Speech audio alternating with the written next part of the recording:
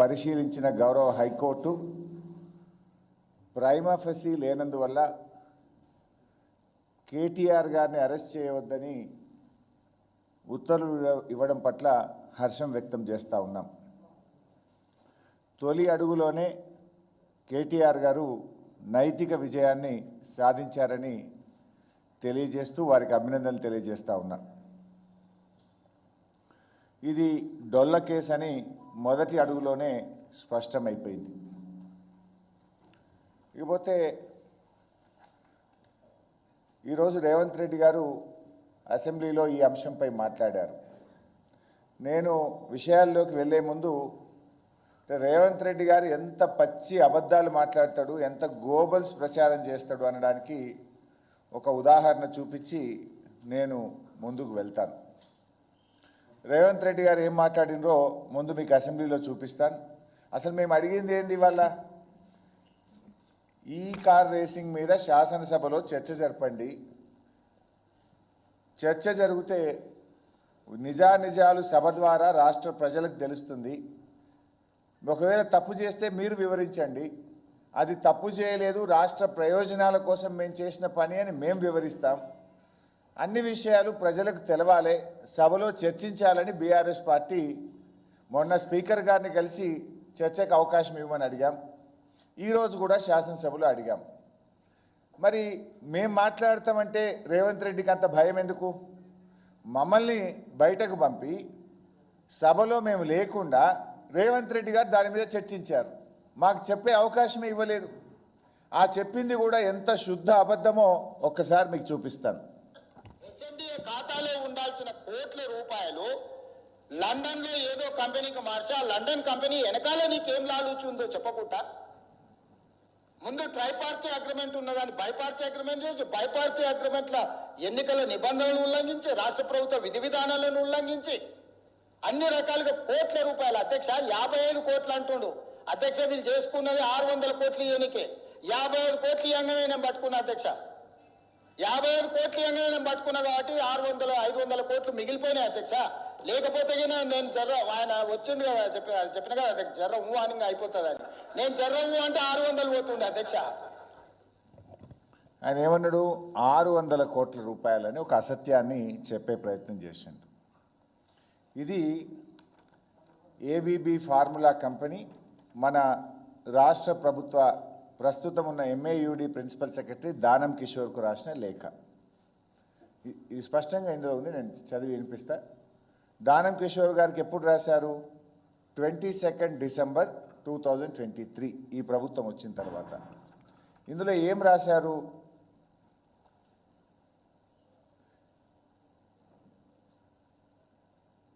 Is in material breach of our agreement due to failure to pay a significant amount of the fees, third installment 50% of the fees, 45 lakh ponds, 45 లక్షల రూపాయల Pond's మీరు మిగతా 50% చెల్లించకపోవడం వల్ల మేము ఈ agreement రద్దు చేసుకుంటున్నాము అని మన రాష్ట్ర ప్రభుత్వానికి వాళ్ళు రాసిన లేఖ. అంటే మొదటి 50% ఆల్రెడీ బీఆర్ఎస్ ప్రభుత్వం ఉన్నప్పుడే చెల్లించాం.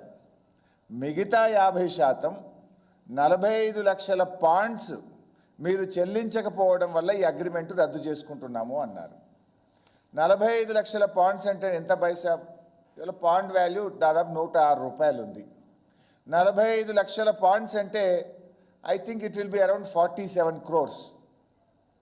47 కోట్లు ముందు కట్టింది. 47 కోట్లు, 8 కోట్లేమో ట్యాక్స్, అది ఇన్కమ్ ట్యాక్స్. అదేంది? ఇప్పుడు ఒకవేళ అగ్రిమెంట్ క్యాన్సిల్ అయింది కనుక ఆ 8 lakhs ఆటోమేటిక్ రిటర్న్ వస్తుంది. రెండవసారి కట్టాల్సింది ఎంత? మరో 47 కోట్లు. ఇది నేను చెప్తున్నది కాదు. ఈ అగ్రిమెంట్ మేము క్యాన్సిల్ చేసుకుంటున్నాము, మీరు కట్టాల్సిన 45 లక్షల పాయింట్స్ మీరు సకాలంలో కట్టనందుకు ఇది రద్దు చేసుకుంటున్నాము అని సంస్థ మన రాష్ట్ర ప్రభుత్వానికి రాసిన లేఖ. అంటే ఎంత? It is only 47 lakhs, 47 crores. But Revanth Reddy గారు ఏమంటున్నారు? 600 కోట్ల రూపాయల నష్టం జరిగేది అన్నాడు. పాపం రేవంత్ రెడ్డి 600 కోట్ల నష్టం కాదు, 600 కోట్ల లాభం జరిగేది రాష్ట్రానికి. గంతే, నష్టమని చెప్పిండు, లాభం జరిగేది. రేవంత్ రెడ్డి తుగ్లక్ నిర్ణయాల వల్ల, రేవంత్ రెడ్డి చేసిన పిచ్చి పనుల వల్ల ఈ రాష్ట్రానికి 600 కోట్ల రూపాయల నష్టం జరిగింది. ఇది నేను చెప్తున్న మాట కాదు. 2022లో రాష్ట్ర ప్రభుత్వం మొట్టమొదటిసారిగా ఫార్ములా ఈ కార్ రేసింగ్ను హైదరాబాద్లో జరిపితే ప్రపంచ ప్రఖ్యాతిగాంచిన నెల్సన్ అనే సంస్థ, ఇది ఇప్పుడు ఇచ్చినది కాదు, అప్పుడే 2022లో ఈ కార్ రేసింగ్ జరిగిన తర్వాత ఎంత లాభం ఈ రాష్ట్రానికి జరిగిందని ఈ నెల్సన్ అనే సంస్థ ఇచ్చినటువంటి రిపోర్టు మీ ముందు ఉంచుతున్నాను. ఈ సంస్థ ఏం చెప్పింది? The race had a total impact in the range of 75.8 millions to 83.7 millions on the local Hyderabad economy. అంటే దాదాపు 600 కోట్ల రూపాయలు హైదరాబాదుకు మేలు జరిగింది. హైదరాబాదుకు ఈ కార్ రేసింగ్ జరపడం వల్ల 600 కోట్ల రూపాయలు మన ఎకానమీకి లాభం జరిగింది అని ఇది బీఆర్ఎస్ ప్రభుత్వమో మేం చెప్తున్నది కాదు. నెల్సన్ అనే ప్రపంచ ప్రఖ్యాతిగాంచినటువంటి సంస్థ తన రిపోర్ట్లో ఆ రోజే చెప్పింది. అంటే రేవంత్ రెడ్డి గారు చెప్పింది శుద్ధ అబద్ధం. ఈ రాష్ట్రానికి 600 కోట్ల నష్టం చేసింది రేవంత్ రెడ్డి. ఈ రాష్ట్రం యొక్క ఇమేజ్ను దెబ్బతీసింది రేవంత్ రెడ్డి. కానీ ఉల్టా ఏమంటుండు? నేనేదో ఉద్ధరించినా ఇది 55 కోట్లు కాదు 600 కోట్ల నష్టం జరిగేటువంటి ఒక శుద్ధ అబద్ధాన్ని అసెంబ్లీ సాక్షిగా మేము లేనప్పుడు చెప్పిండు. మేము సభలో ఉండుంటే వాస్తవాలు అక్కడే చెప్పుండే వాళ్ళం కదా. ఆ అవకాశం లేకుండా చేసిండు. ఇవాళ ఇంకా ముఖ్యమైన విషయం ఏంది? వాస్తవానికి ఇవాళ ఈయన కేసు పెట్టిండు. నీ కేసు డొల్లో కేసు అని సరే ప్రాథమికంగా హైకోర్టు చెప్పింది. కేసు ఎందుకు పెట్టాలి? అది అవినీతి నిరోధక శాఖ తరఫున పెట్టినావు. అవినీతి జరిగితే దాన్ని నిరోధించే ప్రయత్నం చేయాలి. అక్కడ అవినీతే జరగలేదు. అవినీతి ఎక్కడ జరిగింది? రాష్ట్ర ప్రభుత్వ ఖజానా నుంచి మన రాష్ట్ర ప్రభుత్వ అకౌంట్ ఉన్నటువంటి నేషనలైజ్డ్ బ్యాంకు నుంచి మనం ఏ సంస్థ అయితే ఇక్కడ హైదరాబాద్లో ఈ కార్ రేసింగ్ జరుపుతుందో ఆ సంస్థకు డబ్బులు పంపాం. సో ఇక్కడ ఎక్కడ అవినీతి జరిగింది? ఇలా ఏదన్నా ఉంటే కొంత ప్రొసీజరల్ ల్యాబ్స్ జరగచ్చు, అంతే తప్ప ఎక్కడ కూడా అవినీతి జరగలే. ఈ విషయం నేను చెప్పడం కాదు, స్వయంగా నిన్న రాష్ట్ర మంత్రివర్యులు పొన్నం ప్రభాకర్ గారే ప్రెస్ మీట్ పెట్టి చెప్పిండు. ఏం చెప్పిండు? వీళ్ళు ఎక్కడ కూడా అవినీతి జరిగిందని మేము చెప్తలేము, కేవలం ప్రొసీజర్ ల్యాబ్స్ జరిగింది అని నిన్న చెప్పిండ్రు పొన్నం ప్రభాకర్ గారు. మరి అవినీతే జరగలేదని పొన్నం ప్రభాకర్ చెప్తే అవినీతి నిరోధక శాఖ ద్వారా మీరు ఎట్లా ఎంక్వైరీ చేస్తారు? ఇప్పుడు ఆ శాఖ ఏం చెప్తుంది? వస్తు రూపేణ ధన రూపేణ ఎక్కడైనా అవినీతి జరిగినప్పుడు అవినీతి నిరోధక శాఖ దాన్ని నిరోధించడానికి పనిచేస్తుంది. అవినీతే జరగలేదని రాష్ట్ర మంత్రి పొన్నం ప్రభాకరే చెప్తున్నాడు. మరిగా ఎక్కడుంది? ఇవాళ there is no corruption. At best ఏదన్నా ఉంటే గింటే maybe some irregularity but not illegality. There is no illegality. ప్రొసీజరల్గా ఉంటే ఉండొచ్చు, కానీ అసలు ఏసీబీకి అవినీతే జరిగినప్పుడు దీన్ని విచారించేటువంటి అవకాశమే ఉండదు. ఇకపోతే ఈ ఈవెంట్ 2022లో మనం ఈవెంట్ జరిపితే 192 దేశాల ప్రజలు 50 కోట్ల మంది దీన్ని లైవ్ టెలికాస్ట్ చూశారు.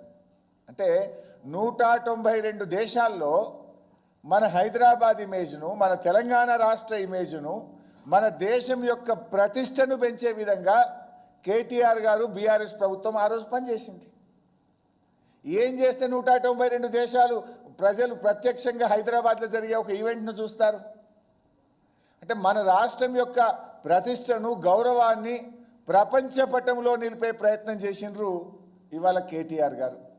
మరి ఇదే రేసింగ్ సంబంధించి ఈ మధ్య తమిళనాడు రాష్ట్రం ఫార్ములా 4 రేసును నిర్వహించి 42 కోట్లు ఖర్చు పెట్టింది. అది కూడా తప్పేనా? మరి అదేవిధంగా ఫార్ములా 1 రేస్ ఉత్తరప్రదేశ్ ప్రభుత్వం 1700 కోట్లు ఖర్చు పెట్టి ఫార్ములా 1 రేస్ను నిర్వహించింది ఆ రాష్ట్రంలో. అది కూడా తప్పేనా? చంద్రబాబు నాయుడు గారు ఉమ్మడి ఆంధ్రప్రదేశ్లో ముఖ్యమంత్రిగా ఉన్నప్పుడు 103 కోట్ల రూపాయలు ఖర్చు పెట్టి 2003లో ఆఫ్రో ఏషియన్ గేమ్స్ నిర్వహించాడు. అది కూడా తప్పేనా? మీ కాంగ్రెస్ ప్రభుత్వం యూపీఏ కామన్వెల్త్ గేమ్స్ను 70,000 కోట్ల రూపాయలతో నిర్వహించారు. అదో పెద్ద కుంభకోణంగా తర్వాత అంతా కూడా తేలింది. అది కూడా తప్పేనా? మహారాష్ట్ర ముఖ్యమంత్రి గారు ఏమన్నారు? షిండే గారు మొన్నటిదాకున్న ముఖ్యమంత్రి గారు, అరే కేటీఆర్ గారు నువ్వు ఢిల్లీ తీసుకుపోయినావు, 4 ఏళ్ల దాకా నీ రాష్ట్రంలో హైదరాబాద్లో పెడుతున్నావు, ఇది మా ముంబైలో జరగాలి, మా రాష్ట్రానికి అవకాశం కావాలని అప్పటి ముఖ్యమంత్రి షిండే గారు మనను అభినందించాడు, మనతో పోటీ పడే ప్రయత్నం చేసినాడు. అంటే ఇంత మంచి పని జరిగితే కేవలం గత ప్రభుత్వ పనులు కొనసాగద్దని, గత ప్రభుత్వానికి మంచి పేరు రావద్దని కేటీఆర్ గారు అడుగడుగునా నిలదీస్తున్నారని నువ్వు అక్రమంగా కేసు పెట్టే ప్రయత్నం చేస్తూ ఉన్నావు. ఈ సందర్భంగా ఒక అమెరికన్ రైటర్ అండ్ ఫిలాసఫర్ ఒక మాట అన్నాడు. వారి పేరు జాన్ సి మ్యాక్స్వెల్. వారు అన్న మాటను ఒకసారి మీకు గుర్తు చేస్తాను. People who blame others for their failures never overcome them, they simply move from problem to problem. ఎవరైతే తమ ఫెయిల్యూర్స్ను వేరే వారిని బదనాం చేస్తారో వారు ఎప్పటికీ ఆ ఫెయిల్యూర్ నుంచి బయటపడలేరు. సమస్యల నుంచి బయటపడలేక ఒక సమస్య నుంచి మరొక సమస్య సృష్టిస్తూ ఉంటారు. అట్లా కాలం వెళ్ళబుచ్చుతారు. ఇది కరెక్ట్గా రేవంత్ రెడ్డికి సూట్ అవుతుంది. ఇది రేవంత్ రెడ్డికి సూట్ అవుతుంది. తన ఏడాది పాలనకు ఇది అతికినట్లు సరిపోతుంది. అలవిగాని హామీలు ఇచ్చి ఆ రోజు ఎన్నికల ముందు ప్రజల్ని మభ్యపెట్టాడు. ముఖ్యమంత్రి అయితే అయిండు కానీ ఆ హామీలు ఎట్లా అమలు చేయాలో అని ఆయనకు అర్థం కాక తలబట్టుకొని ఇగో ఈ రకమైన జిమ్మిక్స్ చేస్తూ ఉన్నారు. ఎట్లా గట్టెక్కాలి, తిమ్మిని బమ్మిని చేయాలి అనే ఆలోచనతో హామీలు ప్రజలు ఏడ ప్రశ్నిస్తారో అని ప్రజల దృష్టి మరల్చడానికి రకరకాల జిమ్మిక్కులు చేస్తున్నాడు. మొదట్లో మీరు చూశారు, లేని దివాలాను దివాలా దివాలా అని లేని దివాలాను ప్రచారం చేసి తమ గోతిలో తామే పడి రాష్ట్రానికి పెట్టుబడులు రాకుండా రాష్ట్ర ఆదాయం తగ్గే విధంగా చేసిండు. ఆ వైట్ పేపర్ను మీరు చూశారు. నిన్న కూడా అసెంబ్లీలో మూతోడ్ జవాబు దేదియే, ఇక మళ్ళీ ఎవడు మాట్లాడకుండా చేసినాం. అది 6,71,000 కోట్లు కాదు, 4,17,000 అని శాసనసభ సాక్షిగా ముఖ్యమంత్రిని ఆర్థిక మంత్రిని కూర్చోబెట్టి వాళ్ళను నోరు మూయించడం. దాన్ని బట్టి అర్థమైంది కేవలం గ్యారంటీల గారడి నుంచి తప్పించుకోవడానికో మా మీద బుర్ర జల్లడానికి రాష్ట్రం యొక్క ఇమేజ్ని దెబ్బతీసి, రాష్ట్ర పరపతిని దెబ్బతీసి, రాష్ట్ర ప్రతిష్టను దెబ్బతీసిండు రేవంత్ రెడ్డి గారు. మార్పు మార్పు అని అధికారంలోకి వచ్చారు. ఏడాది కాలంలో ఏం మార్పు వచ్చింది? Change is inevitable, growth is optional అని ఓ తత్వవేత్త అన్నాడు. కాంగ్రెస్ చేతికి అధికార మార్పిడి తప్ప ప్రజల జీవితాల్లో ఏం మార్పు రాలే.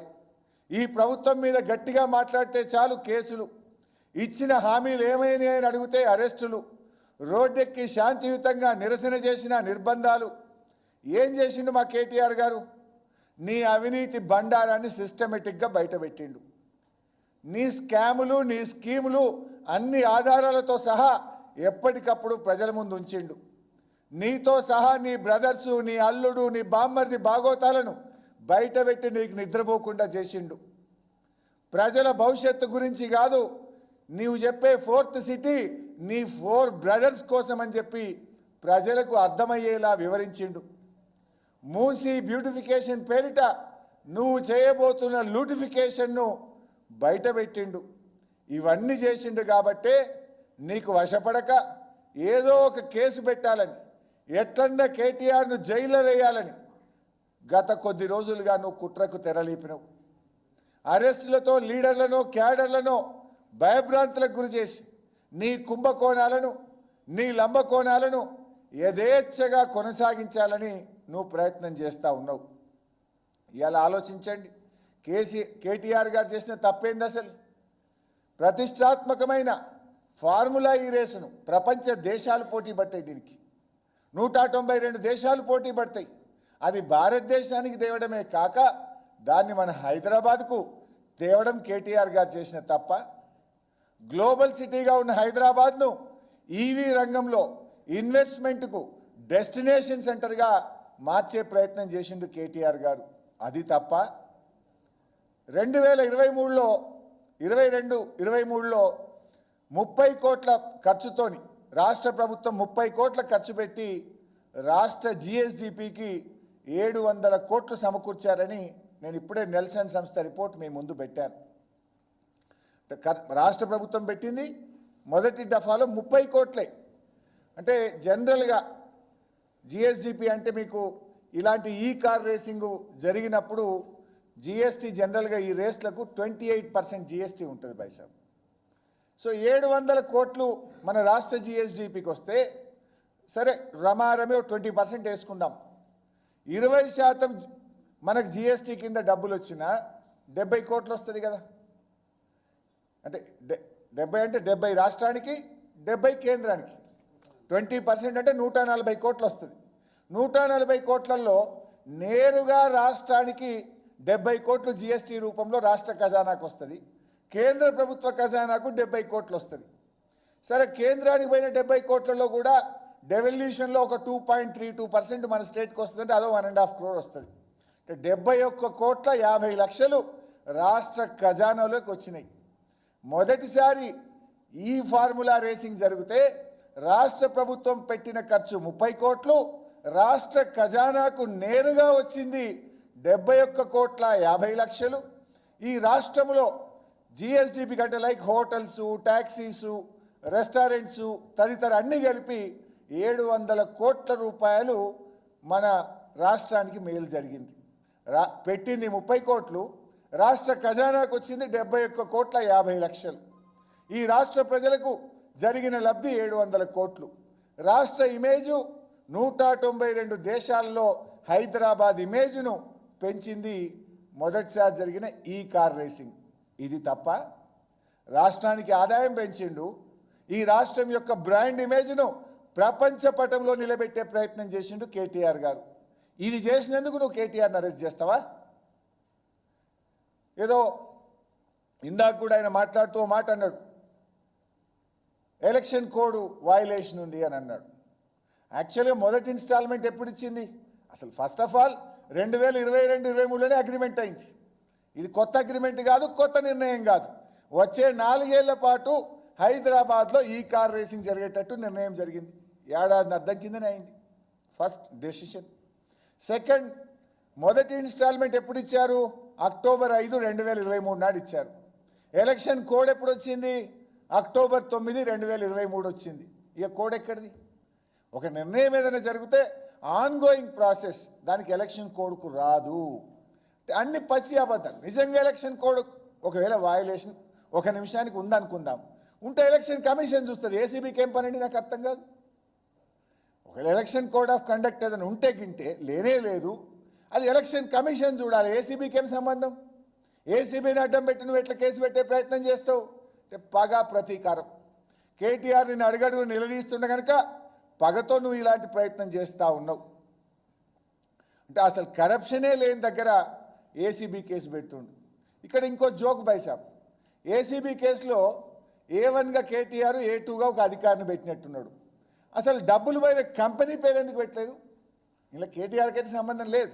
రాష్ట్ర ప్రభుత్వం హెచ్ఎండి అకౌంట్ నుంచి ఆ ఈ ఫార్ములా కంపెనీకి పోయింది. ఆ కంపెనీ మీద ఎందుకు కేసు పెట్టలేదని అడుగుతున్నా.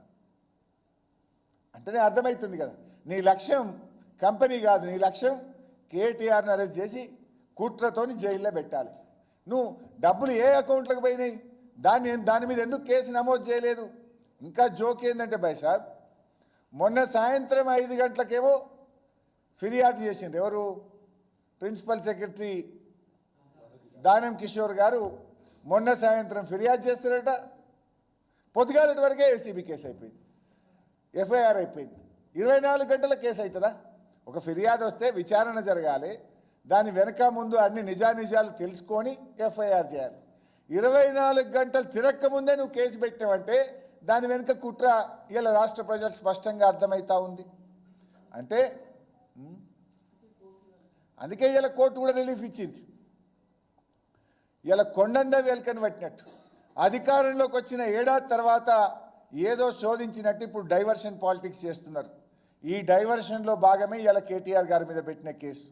రేవంత్ రెడ్డి గారికి అటు విజన్ లేదు, ఇటు విజ్డమ్ కూడా లేదు. ఈరోజు రేవంత్ రెడ్డి గారి అనాలోచిత నిర్ణయాల వల్ల తెలంగాణ ప్రతిష్ట దిగజారే పరిస్థితి వచ్చింది. 3 సంవత్సరాలు ఇక్కడ ఉండాల్సినటువంటి ఇంటర్నేషనల్ కార్ రేసింగు అర్ధాంతరంగా మధ్యంతరంగా దాన్ని ఇలా రద్దు చేసినారు. మీరు రద్దు చేయడం వల్ల హైదరాబాద్ తెలంగాణ ఎకానమీ సంవత్సరానికి 600-700 కోట్లు దెబ్బతిన్నది.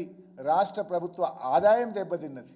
రాష్ట్రానికి నష్టం జరిగింది. ఈరోజు ఇవాళ ఇంకా ఈయన అంటాడు, ఈ మధ్యలో ఎక్కడో అన్నాడు 2036లో ఒలింపిక్స్ పెడతారట. ఇది ఎట్లుందంటే కూట్ల రాయి తినడు ఎట్ల రాయి తీసిండట.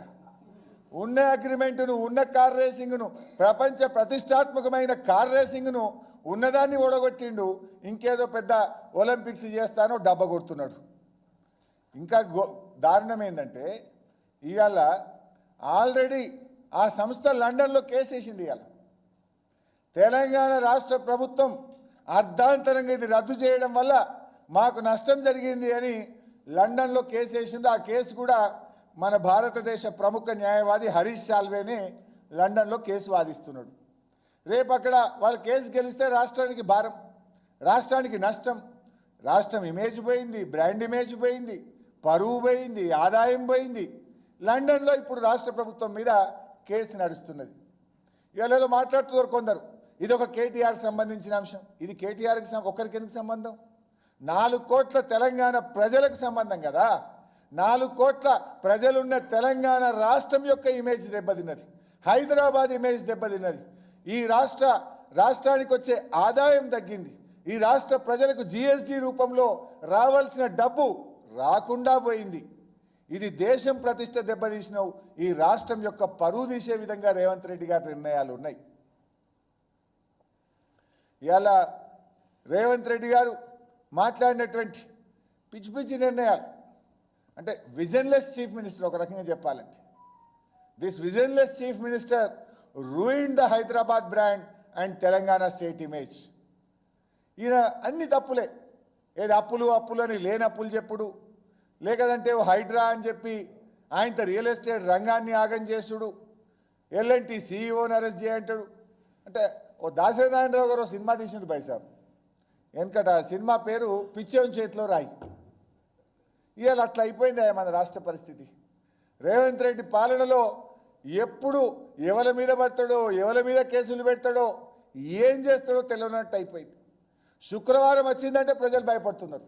ఏ ఇల్లు గులగొడతాడో, ఎవరిని అరెస్ట్ చేస్తాడో, ఈ శుక్రవారం ఏం చేస్తాడో అన్నట్టు తయారైపోయింది రేవంత్ రెడ్డి పాలన. అసలు ఇట్లాంటి పరిస్థితుల్లో ఈ రాష్ట్రానికి పెట్టుబడులు వస్తాయా? 10 ఏళ్ల బీఆర్ఎస్ పాలనలో తెలంగాణకు పెట్టుబడులలో స్వర్ణయుగం. అసలు ఐటీ ఎంత పెరిగింది, ఇండస్ట్రీ ఎంత పెరిగింది, ఎన్ని లక్షల ఉద్యోగాలు ప్రైవేట్ రంగంలో తెచ్చాం. ప్రపంచంతో దేశంలోని ఇతర రాష్ట్రాలతో పోటీపడి తెలంగాణను అగ్రగామిగా నిలిపినాం. కానీ నీ పిచ్చి పనుల వల్ల ఇట్లా చేస్తే ఎవడన్నా హైదరాబాద్లో పెట్టుబడులు పెడతాడా? అంత ప్రతిష్టాత్మకమైనటువంటి సంస్థతో నువ్వు అర్ధాంతరంగా అగ్రిమెంట్లు క్యాన్సిల్ చేస్తే ఇంకో సంస్థ ఈ రాష్ట్రంతో అగ్రిమెంట్లు చేస్తుందా? ఈ రాష్ట్రం పరపతి దెబ్బతినదా? వస్తుండొచ్చు, ఎవరైనా వస్తే నీ బినామీలో లేకపోతే నీ దోస్తు అదాని గిట్ట ఎవడన్నా రావచ్చు, కానీ ఇంకెవడు కూడా ఈ రాష్ట్రంలో పెట్టుబడులు పెట్టే పరిస్థితి అయితే ఉండదు. నువ్వు దెబ్బతీస్తూ పోతున్నావు. ఇవాళ రేవంత్ రెడ్డి ఇందాక నేను అన్నట్టు శుక్రవారం వస్తే కేసులు. ఇక ఎవరి నుంచి పెట్టినావు నాయన నువ్వు? అసలు కేసులు పెట్టిన వాళ్ళు ఉన్నారా రేవంత్ రెడ్డి మీద? రేవంత్ రెడ్డి కేసులు పెట్టింది ఎవరు ఉన్నారా? అందరి మీద పెట్టిండు. రైతుల మీద కేసులు, విద్యార్థుల మీద కేసులు, నిరుద్యోగుల మీద కేసులు, ఆటో డ్రైవర్ల మీద కేసులు, అంగన్వాడీ టీచర్ల మీద కేసులు, ఆశా వర్కర్ల మీద కేసులు. చివరికి ఆడికి పోయిందంటే పోలీసు వాళ్ళ చేత పోలీస్ కుటుంబ సభ్యుల మీద కూడా కేసులు పెట్టించాడు. సినిమా వాళ్ళ మీద కూడా కేసులు పెట్టిండు.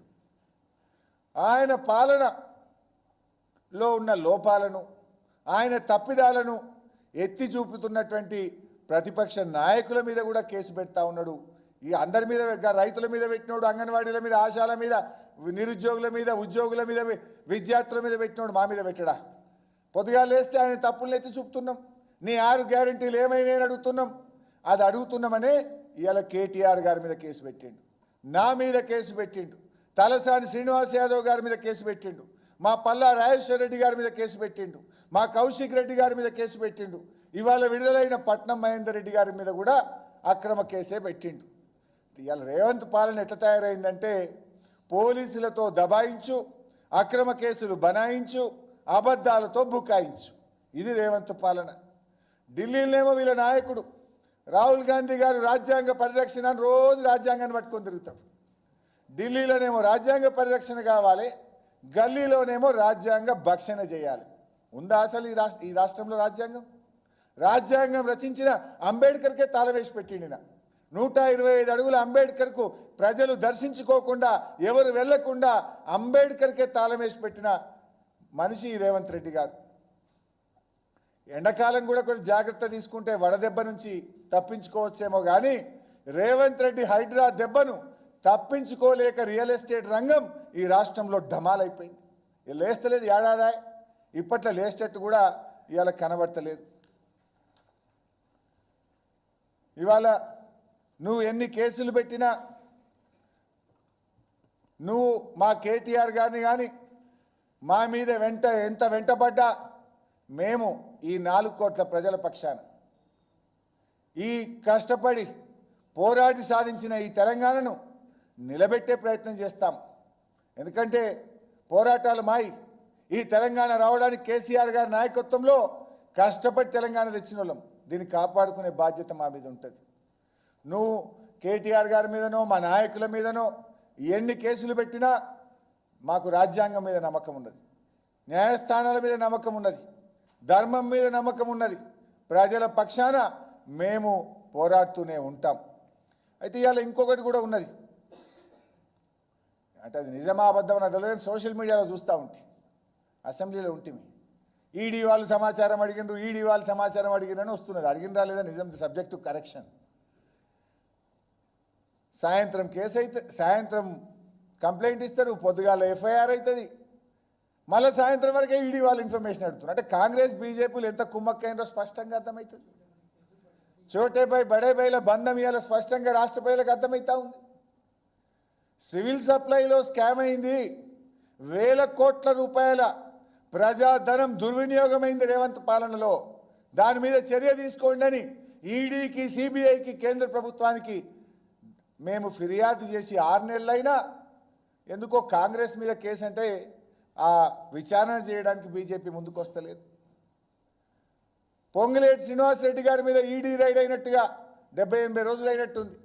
ఇదివరకు ఆ రైడ్లో ఏమైందో ఇంతవరకు ఈడీ చెప్పది, పొంగులేటి నోరిప్పడు. అమృత్లో స్కామ్ జరిగింది అని ఢిల్లీకి పోయి కేటీఆర్ గారు ఫిర్యాదు చేసినా దాని మీద బీజేపీ మాట్లాడదు. ఇక్కడ 18 నాడు కేసు పెడతారు, 19 ఎఫ్ఐఆర్ అవుతుంది, 20 నాడు ఈడీ అడుగుతుంది. దీని వెనుక ఏముందో ఇవాళ ప్రజలు అర్థం చేసుకుంటున్నారు. బట్ ఎవరైనా అన్యాయంగా అక్రమంగా మా మీద ఎన్ని కేసులు పెట్టే ప్రయత్నం చేసినా భయపడేది లేదు. మేము పోరాటాలతోని, త్యాగాలతోని తెలంగాణ సాధించిన వాళ్ళం.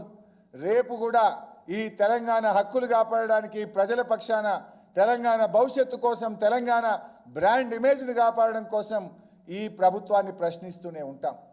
ఈ ప్రభుత్వం ప్రజలకు అనేక హామీలు ఇచ్చింది. ఆ హామీలు అమలు కావాలి కదా బైసాబ్. ఇవాళ మేము ఏమడుగుతున్నాం రేవంత్ రెడ్డిని? గదే ఆయన కోపం. ఏంటిది? సగం మందికి రుణమాఫీ ఎగ్గొట్టిండు, Rythu Bandhu ఎగ్గొట్టిండు, fee reimbursement ఎగ్గొట్టిండు, job calendar ఎగ్గొట్టిండు, పింఛన్లు 4000 చేస్తాను ఎగ్గొట్టిండు, మహాలక్ష్మి కింద మహిళలకు 2500 ఇస్తాను ఎగ్గొట్టిండు, ఆడబిడ్డలకు తులం బంగారం ఇస్తాను ఎగ్గొట్టిండు, నిరుద్యోగ వృత్తి 4000 ఇస్తాను ఎగ్గొట్టిండు, మొత్తంగా అభయహస్తాన్ని ఎగ్గొట్టిండు. గీది అడుగుతున్నామనే మా మీద కేసులు పెడుతుండు. గవి ఇచ్చుడు శాతం అయితే లేదు కానీ మా మీద అక్రమ కేసులు పెట్టి మా గొంతు నొక్కే ప్రయత్నం చేస్తున్నావు. నువ్వు ఎన్ని కేసులు పెట్టినా నిన్ను అడుగుతూనే ఉంటాం. నువ్వు ప్రజలకు ఇచ్చిన హామీలు అమలు చేసేదాకా బీఆర్ఎస్ పార్టీ పక్షాన మా కార్యకర్తలు, మా నాయకులు, మా ఎమ్మెల్యేలు, ఎమ్మెల్సీలు మేమందరం కూడా నిన్ను అడుగుతూనే ఉంటాం. ఈ కేసులు మాకు కొత్త కాదు, పోరాటాలు మాకు కొత్త కాదు. కేసుల కన్నా, నీ వేధింపుల కన్నా 4 కోట్ల ప్రజలు మాకు ముఖ్యం. ఈ హైదరాబాద్ ఇమేజ్ మాకు ముఖ్యం. అందుకే హైదరాబాద్ ప్రజలు ఈ కార్ రేసింగ్ జరిగిన హైదరాబాద్లో బీఆర్ఎస్ పార్టీనే హైదరాబాద్ ప్రజలు ఆశీర్వదించిండ్రు. హైదరాబాద్ ప్రజలు మేం చేసిన అభివృద్ధిని, హైదరాబాద్ ఇమేజ్ను మేం పెంచినాం కనుక, ఉద్యోగాల కల్పన చేసినాం కనుక, మౌలిక వసతుల కల్పన చేసినాం కనుక ఇక్కడ ఉన్న చదువుకున్న వాళ్ళు, ఐటీ ఉద్యోగులు, మేధావులు, అన్ని వర్గాల ప్రజలు హైదరాబాద్లో అన్ని సీట్లు మమ్మల్ని గెలిపించిందంటే కేటీఆర్ బాగా చేసిండు కనుక, బీఆర్ఎస్ ప్రభుత్వం బాగా చేసిండ్రు కనుక మమ్మల్ని గెలిపించిండ్రు. నీ కేసుల వల్ల, నువ్వు చేసే పిచ్చి తుగ్లక్ పనుల వల్ల రోజు రోజుకు రాష్ట్ర ప్రతిష్ట మసకబారుతుంది. హైదరాబాద్ బ్రాండ్ ఇమేజ్ దెబ్బతింటుంది. మన రాష్ట్రం యొక్క రెవెన్యూ తగ్గుతుంది. రాష్ట్రంలో రావాల్సిన పెట్టుబడులు తగ్గుతున్నాయి. కొత్త ఉద్యోగాల కల్పన తగ్గుతుంది.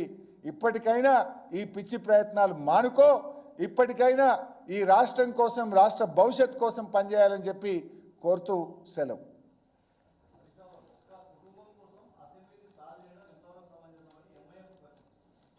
బైసా, దీని మీద ఇప్పుడే నేను చెప్పాను. ఇది కేటీఆర్ గారికి ఒక్కరి కోసం కాదు.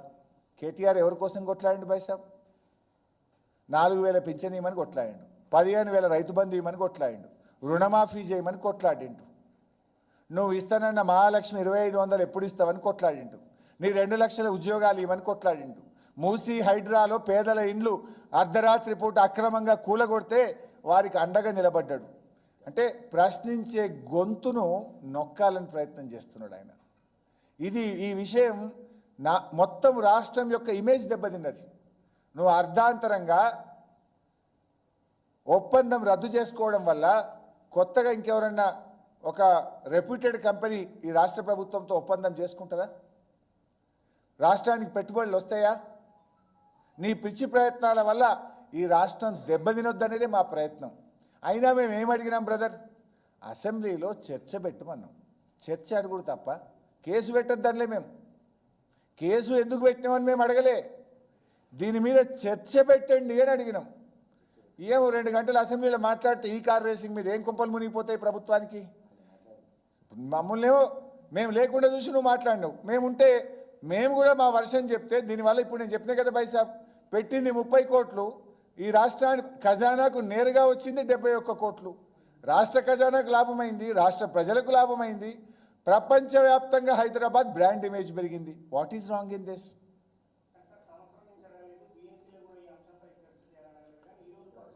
సి బైసాబ్, మంచి ప్రశ్న.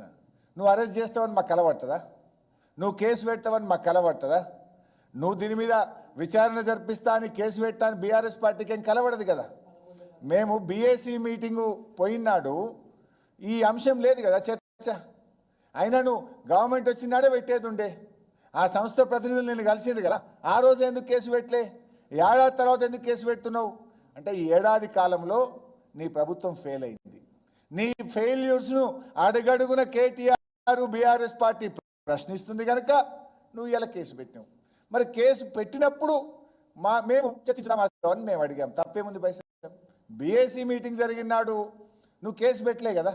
బీఏసీ మీటింగ్ పెట్టిన అంశం లేదు కదా. ఎప్పుడైతే నువ్వు కేసు పెట్టినావో అసెంబ్లీ జరుగుతుంది కనుక ఈ రద్దు వల్ల, ఈ కేసు వల్ల ఈ రాష్ట్రానికి ఎట్లా నష్టం జరుగుతుంది, రాష్ట్ర ప్రజలకు ఎట్లా నష్టం జరుగుతుంది, రాష్ట్రానికి పెట్టుబడులు రాకుండా ఎట్లా పోతాయి, రాష్ట్రంలో నిరుద్యోగ యువతకు కొత్త ఉద్యోగాలు రాకుండా ఎట్లా నష్టం జరుగుతుంది, నువ్వు మార్చుకో అని in the interest of the state discussion జరగాలని మేము కోరినాం. మాట్లాడితే తప్పింది, ఎందుకంత భయపడుతున్నావు? మేము స్పీకర్ గారి దగ్గర పోతే ఏమన్నాడు? ప్రభుత్వంతో మాట్లాడి చెప్తా అన్నాడు. ప్రభుత్వం ముఖ్యమంత్రి ఏమంటుండే సభలు అయ్యాలా? స్పీకర్ గారు మీ ఇష్టం అంటాడు. వారేమో వీరి పేరు చెప్తారు, వీరేమో వారి పేరు చెప్తారు. కానీ చర్చనైతే పెట్టారు. చర్చ పెడితే ఏం భయం భయ్? చర్చ పెడితే మీ డొల్లతనం బయటపడుతుంది, మీ అబద్ధం కేసులు బయటపడతాయి, ప్రజలకు నిజాలు అర్థమవుతాయి. ప్రజలకు అన్నీ అర్థమవుతాయి కనుకనే, సభ ద్వారా రాష్ట్ర ప్రజలకు, దేశ ప్రజలకు అర్థమవుతాయి కనుకనే నువ్వు చర్చ జరగద్దు అనుకుంటున్నావు. చర్చకు ఎందుకు భయపడుతున్నావు? నిజాయితీ ఉంటే, నీకు దమ్ము ఉంటే చెప్పు. నువ్వే కదా కేసు పెట్టింది. చర్చకు అలో చేయి, మాట్లాడదాం. ఎంతసేపు అన్నా మాట్లాడదామంటావు కదా. ఎన్ని రోజులన్నా అసెంబ్లీ పెడతా అంటున్నావు కదా. ప్రధాన ప్రతిపక్షం 28 మంది ఎమ్మెల్యేలు స్పీకర్ గారి దగ్గరకు పోయి లెటర్ ఇచ్చినాం, దీని మీద చర్చ జరపండి అని. శాసనసభ వ్యవహారాల మంత్రిని కలిసి అడిగినాం, దీని మీద చర్చ జరపండి అని. ఎందుకు చర్చ చేయవు నువ్వు? చర్చ చేయడానికి నీకు భయం ఎందుకు? ఆ విషయం ఇవాళ అసెంబ్లీలో కూడా క్లారిఫై చేసిన. పదే పదే నువ్వేమన్నావు, ఓఆర్ఆర్ అమ్ముకున్నారు అన్నావు. కేటీఆర్ గారు నాతో ఏం చెప్పిందంటే, మరి టెండర్లు రద్దు చేసుకోమని అడగండి అని వారు నాకు సలహా ఇస్తే డెఫినెట్గా నేను అడిగిన. నువ్వు ఓఆర్ఆర్ అమ్ముకున్నారు, దానివల్ల నష్టమైంది అంటున్నావు కదా, రద్దు చేయన్న. నేను ఎక్కడ విచారణ అని చెప్పినా. అయినా విచారణలకేం భయపడం. మా పాలన అంతా పారదర్శకంగా జరిగింది కనుక, కేబినెట్ నిర్ణయం తీసుకుంది కనుక దేనికి కూడా మేము భయపడేది లేదు. న్యాయం మీద మాకు పూర్తి నమ్మకం ఉంది.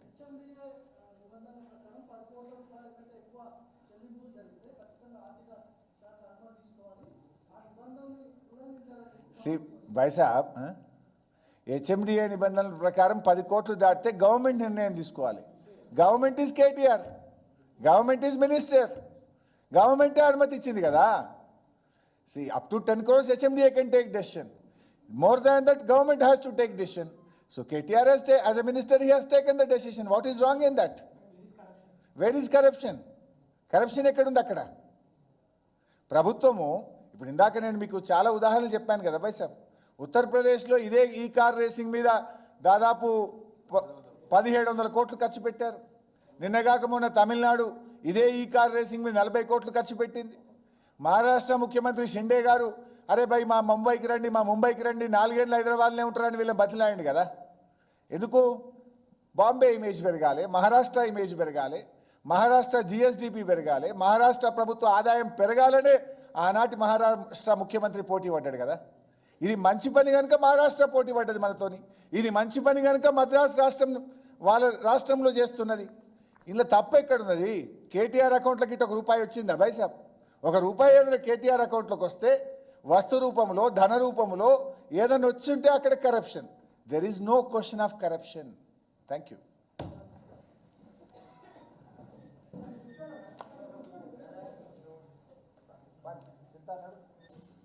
మిత్రులందరికీ నమస్కారం. ముఖ్యంగా ఈరోజు రేవంత్ రెడ్డి గారు అక్రమంగా బనాయించిన కేసును పరిశీలించిన గౌరవ హైకోర్టు